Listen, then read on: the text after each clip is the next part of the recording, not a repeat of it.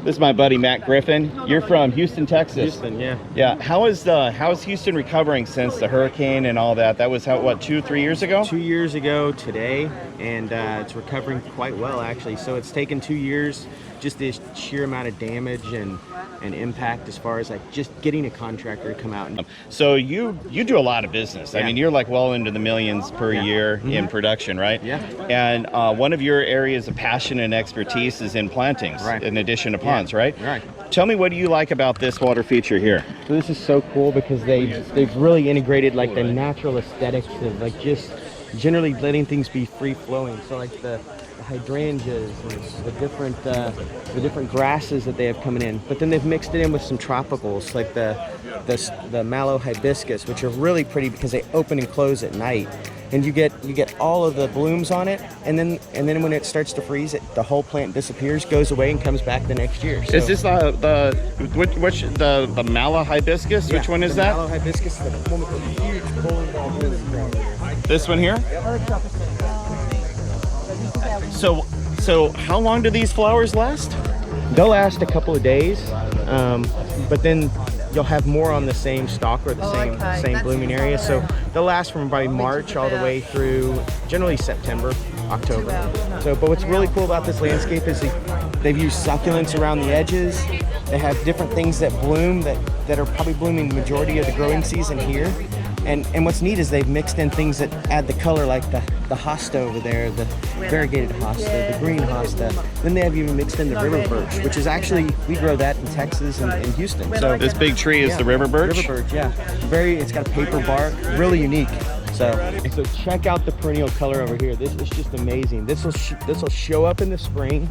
It'll get to about 3 feet high, and then it'll just die back as soon as the first frost is. And it's minimally invasive, which means it'll spread, but it spreads super slow. And there's really zero maintenance on this stuff. Super drought tolerant, can take almost any type of heat from 100 degrees back down to 65 or 70 in the daytime, but just beautiful. And you really don't have to do anything. They're very maintenance free, but the color you get off of them is just incredible. What are these guys? The hydrangeas, mixing those in, you can get different color hydrangeas and pop those in whites and pinks and blues. So, I mean, this landscape is designed to just evolve and sustain itself. You don't do anything to it. You just let it thrive and enjoy.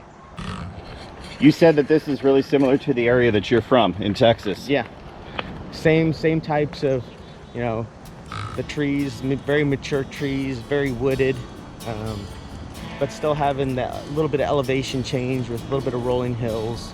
But I mean, really, a lot of this landscape can be grown across the U.S. So, would you have to create a microclimate to grow some of this landscape in California? Yes, you absolutely have to have a microclimate. A lot of this would grow well in courtyards, probably in California, especially in Southern California. It'd probably grow year-round.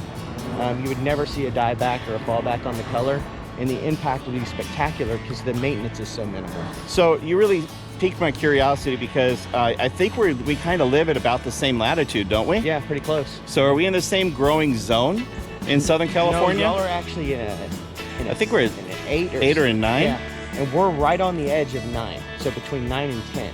So we're really right there, pretty close together, but a lot of the plants are generally the same.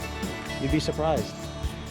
So do you think it's possible to recreate what we just saw here in California? What would be the major ingredients that we would have to do to be able to recreate this in California? So you could still have the same type of landscape, the same kind of free-flowing natural aspects of it.